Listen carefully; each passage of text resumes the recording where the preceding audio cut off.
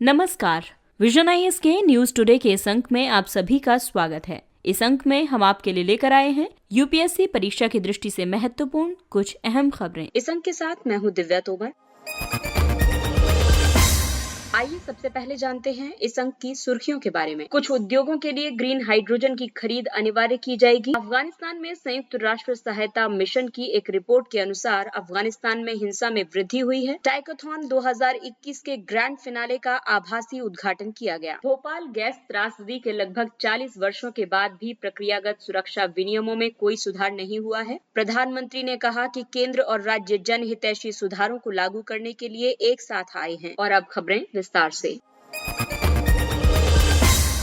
कुछ उद्योगों के लिए ग्रीन हाइड्रोजन की खरीद अनिवार्य की जाएगी। विद्युत नवीन एवं नवीकरणीय ऊर्जा मंत्री के अनुसार नवीकरणीय खरीद दायित्व की भांति कुछ क्षेत्रकों जैसे कि पेट्रोलियम शोधन और उर्वरक के लिए ग्रीन हाइड्रोजन की खरीद अनिवार्य की जाएगी। इससे ग्रीन हाइड्रोजन की मात्रा में वृद्धि के साथ ही उसकी कीमत कम करने में भी सहायता मिलेगी, जैसा कि सौर एवं पवन ऊर्जा के मामले में दिखाई दिया है। ग्रीन हाइड्रोजन एक स्वच्छ दहनशील ईंधन है। ये अक्षय ऊर्जा जैसे पवन, सौर या जल का उपयोग करके जल का विद्युत अपघटन यानी इलेक्ट्रोलाइसिस करता है। साथ ही जल में समाहित हाइड्रोजन परमाणु को ऑक्सीजन से अलग करता है और इस संपूर्ण प्रक्रिया के दौरान किसी भी तरह का कार्बन उत्सर्जन नहीं होता है। इससे पहले वर्ष 2020-21 में केंद्रीय बजट में राष्ट्रीय हाइड्रोजन ऊर्जा मिशन की घोषणा की गई थी। ये मिशन हरित ऊर्जा संसाधनों से हाइड्रोजन उत्पन्न करने और इसके व्यावसायिक उपयोग को सक्षम करने पर बल देता है। पारंपरिक ईंधन की तुलना में हाइड्रोजन के कई लाभ हैं, जैसे इसकी उपलब्धता बहुतायत में है, इसमें उच्च ऊर्जा घनत्व है, लंबी दूरी के परिवहन में आसानी है, बेहतर दहन विशेषताएं हैं और गैर प्रदूषणकारी प्रकृति है। इसका अनुप्रयोग फ्यूल सेल वाहन, विद्युत उत्पादन, रासायनिक उद्योग, उर्वरक उद्योग और रिफाइनरी आदि में किया जाता है। इसके सामने कई चुनौतियां भी हैं, जैसे हाइड्रोजन उत्पादन ऊर्जा गहन है, साथ ही इसकी भंडारण प्रणाली महंगी है। इसके अलावा हाइड्रोजन अवसंरचना का विकास कठिन है और इससे संबद्ध संहिताओं और मानकों का भी अभाव है। आइए अब बात करते हैं हाइड्रोजन के प्रकार के बारे में। सबसे पहले बात करते हैं निम्न कार्बन वाले हाइड्रोजन के बारे में। इनमें शामिल है blue hydrogen. Blue hydrogen CH4 यानी मीथेन से बनी हुई है। ये CO2 अभिग्रहित और संग्रहित होती है। वहीं ब्राउन हाइड्रोजन कोयले से निर्मित होती है और ये वायुमंडल में CO2 का उत्सर्जन करती है। और अब बात करते हैं शून्य कार्बन उत्सर्जन वाले हाइड्रोजन के बारे में। इनमें शामिल है ग्रीन हाइड्रोजन। ये नवीकरणीय ऊर्जा से बनी होती है। इसमें CO2 का कोई उत्सर्जन नहीं होता है। और दूसरा होता है ग्रे हाइड्रोजन। ये मीथेन से बनी होती है। ये वायुमंडल में CO2 का उत्सर्जन करती है।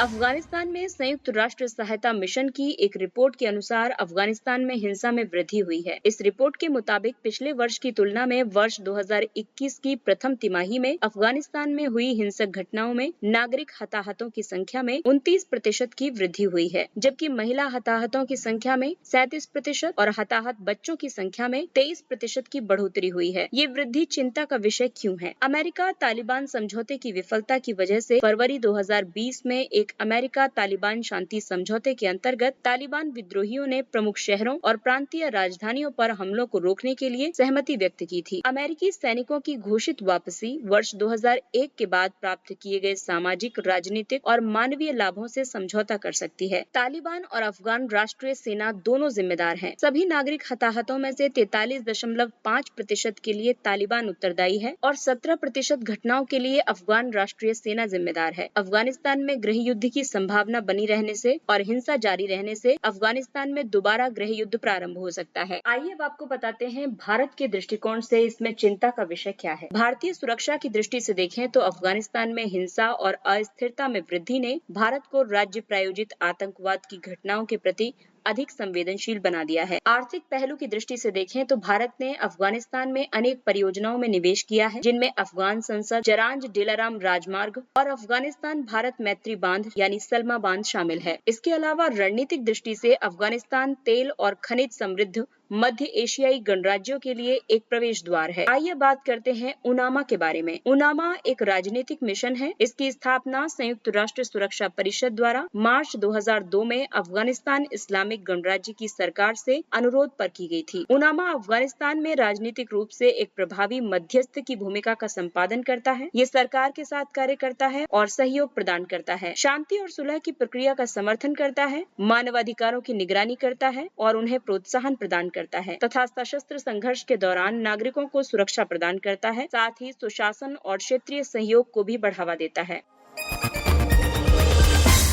टॉयकेथॉन 2021 के ग्रैंड फिनाले का वर्चुअल उद्घाटन किया गया। टॉयकेथॉन भारतीय और वैश्विक दोनों बाजारों के लिए असाधारण उच्च गुणवत्ता के साथ स्थानीय सामग्रियों का उपयोग करके नए और अभिनव खिलौनों की अवधारणा पर ध्यान केंद्रित करता है। ये खिलौने किफायती, वहनीय, सुरक्षित और पर्यावरण अनुकूल होंगे। टॉयकेथॉन 2021 का आयोजन शिक्षा मंत्रालय द्वारा 5 अन्य मंत्रालयों के समन्वय से किया जा रहा है। स्थानीय खिलौना उद्योग को बढ़ावा देने की आवश्यकता है, क्योंकि खिलौने युवा मन को भारत के इतिहास और संस्कृति से संबद्ध होने में सहायता कर सकते हैं, जो सामाजिक और मानसिक विकास और उनमें भारतीय दृष्टिकोण के विकास में सहायक हैं। भारत ने वर्ष 2020 में लगभग $1.5 बिलियन के खिलौनों का आयात किया था, जिसमें चीन और ताइवान का घरेलू खिलौना बाजार में लगभग 90% हिस्सा है। भारतीय गुणवत्ता परिषद द्वारा किए गए अध्ययन के निष्कर्ष के अनुसार 67% आयातित खिलौने एक परीक्षण सर्वेक्षण में विफल रहे हैं। इससे स्थानीय स्तर पर सुरक्षित खिलौनों के उत्पादन के लिए गंभीर प्रयास किए जाने के लिए प्रोत्साहन मिला है। भारत में यदि खिलौनों की बात की जाए तो कर्नाटक में चन्नापटना खिलौने और किन्नाली खिलौने, आंध्र प्रदेश में एटीकोप्पाका खिलौने और कोंडापल्ली खिलौने, तेलंगाना में निर्मल खिलौने, तमिलनाडु में तंजावुर गोलू गुड़िया और चोप्पू सामान, मणिपुर में लेफा दिबी, असम में अशारी कांदी टेराकोटा खिलौने, ओडिशा में संबलपुर खिलौने, कागज की लुगदी और पत्थर के खिलौने, पंजाब में छनकना, घुग्गू, लट्टू, हंदवई और गुजरात में थिगड़ा ढिंगला। घरेलू खिलौना उद्योग को बढ़ावा देने के लिए भारत में कई पहलें की गई हैं, जैसे काष्ठ, लाख, ताड़ के पत्ते, बांस और वस्त्र निर्मित खिलौनों के विनिर्माण के लिए 8 खिलौना निर्माण समूहों को स्वीकृति प्रदान की गई है। स्थानीय विनिर्माण को बढ़ावा देने और खिलौना और हस्तशिल्प निर्माताओं को प्रोत्साहित करने के लिए भारतीय खिलौनों से संबद्ध कहानियों के प्रचार के लिए राष्ट्रीय कार्य योजना आरंभ की गई है। राष्ट्रीय शिक्षा नीति 2020 के तहत 6ठी कक्षा से छात्रों को खिलौना निर्माण की कला सिखाई जाएगी। भोपाल गैस त्रासदी के लगभग 40 वर्षों के बाद भी प्रक्रियागत सुरक्षा विनियमों में कोई सुधार नहीं हुआ है। ये निष्कर्ष एक रिपोर्ट का हिस्सा है। इसे वैज्ञानिकों के एक समूह द्वारा किया गया है। इसमें रासायनिक और सक्रिय पदार्थ प्रसंस्करण कारखानों में हुई दुर्घटनाओं का विश्लेषण किया गया है। प्रक्रियागत सुरक्षा प्रबंधन उन खतरों की पहचान, मूल्यांकन, शमन, रोकथाम और नियंत्रण के लिए एक सक्रिय और व्यवस्थित दृष्टिकोण है, जो प्रक्रिया, विधियों या उपकरणों में विफलताओं के परिणाम स्वरूप उत्पन्न हो सकते हैं। प्रक्रियागत सुरक्षा प्रबंधन की आवश्यकता क्यों है? औद्योगिक दुर्घटना में वृद्धि, जीवन और संपत्ति की हानि, सार्वजनिक संवीक्षा, वैधानिक आवश्यकताएं, जीर्ण होते प्रतिष्ठान और गहन औद्योगिक प्रक्रियाओं की वजह से प्रक्रियागत सुरक्षा प्रबंधन की बेहद आवश्यकता है। भारत में प्रक्रियागत सुरक्षा प्रबंधन के सम्मुख कई चुनौतियां हैं, जैसे निरीक्षण, परीक्षण और रखरखाव पर व्यापक दिशा निर्देशों का अभाव, एक नोडल एजेंसी की अनुपस्थिति जो कंपनियों द्वारा लागू की गई प्रक्रियागत सुरक्षा प्रबंधन प्रणाली का मूल्यांकन कर सके, प्रमुख संचालन और रखरखाव संबंधी कार्यों की आउटसोर्सिंग की बढ़ती प्रवृत्ति की वजह से तृतीय पक्ष ठेकेदारों को ऐसे कार्यों का उत्तरदायित्व सौंपा जाना। भारत में प्रक्रियागत सुरक्षा प्रबंधन से संबंधित कानून और विनियम दोनों हैं। इसके लिए कार्यस्थल पर सुरक्षा, स्वास्थ्य और परिवेश पर राष्ट्रीय नीति है। उद्योगों द्वारा उत्पन्न जोखिम के दायरे का विस्तार करने के लिए कारखाना अधिनियम 1948 में संशोधन 1987 में किया गया था। पर्यावरण संरक्षण अधिनियम 1986 में खतरनाक अपशिष्ट के प्रबंधन के भी प्रावधान किए गए हैं। रासायनिक दुर्घटनाएं आपातकालीन योजना, तैयारी और प्रतिक्रिया नियम 1996 जो गैस रिसाव और इसी तरह की घटनाओं के दौरान लागू होते हैं। रासायनिक आपदाओं पर राष्ट्रीय आपदा प्रबंधन प्राधिकरण के दिशा निर्देश।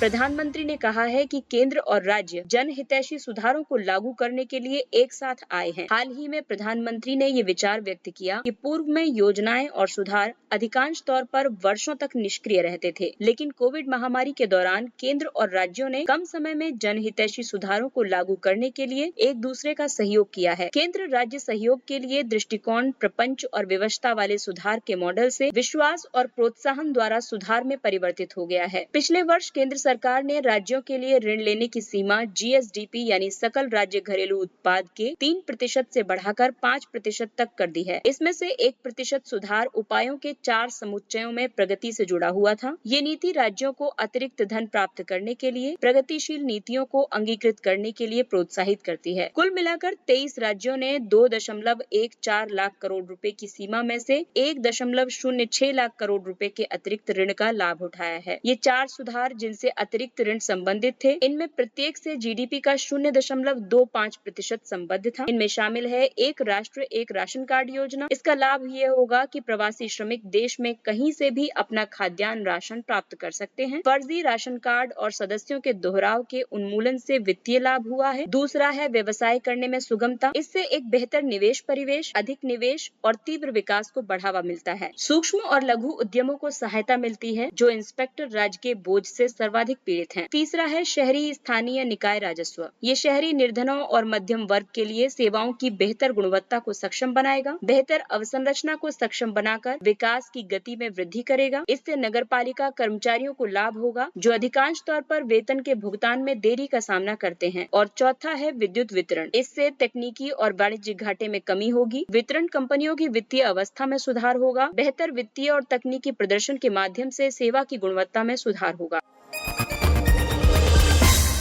आइए अब नजर डालते हैं कुछ अन्य महत्वपूर्ण सुर्खियों पर। Delta plus variant. केंद्रीय स्वास्थ्य मंत्रालय ने डेल्टा प्लस वेरिएंट यानी B.1.617.2.1 को वेरिएंट ऑफ कंसर्न यानी चिंताजनक वेरिएंट के रूप में वर्गीकृत किया है। डेल्टा की भांति इसमें आरएनए वायरस के स्पाइक प्रोटीन क्षेत्र में म्यूटेशन होता है, जिससे ये अधिक संक्रामक हो जाता है। विश्व स्वास्थ्य संगठन किसी वेरिएंट को चिंताजनक के रूप में वर्गीकृत करता है जब उस वायरस के साथ ये परिस्थितियां जुड़ी होती हैं, जैसे संक्रामकता में वृद्धि, विषाणु की उग्रता या प्रभाव में वृद्धि या नैदानिक रोग के लक्षणों में परिवर्तन, सार्वजनिक स्वास्थ्य और सामाजिक उपायों या उपलब्ध निदान, टीके एवं चिकित्सा विज्ञान की प्रभावशीलता में कमी आदि।